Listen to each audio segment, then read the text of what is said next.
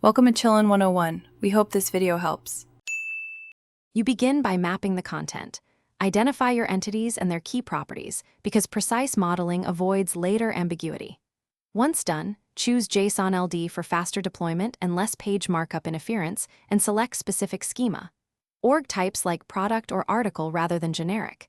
Make sure to gather stable values: titles, dates, prices, and ID.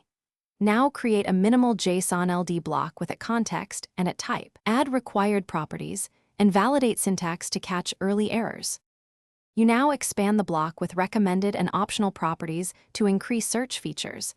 This is why rich fields like image, offers, and aggregate rating matter. Next, nest related entities. Wrap contact point inside organization or offer inside product to express relationships clearly.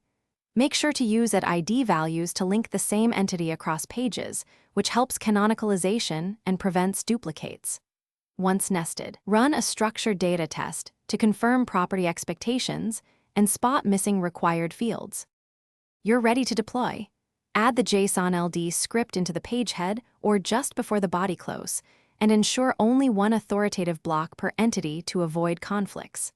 After deployment, use live URL inspection and structured data testing tools to verify how search engines will read your markup and revalidate once caches expire. If something fails, check for type mismatches or duplicate microdata. Remove the conflicting markup and rerun tests. That single troubleshooting step.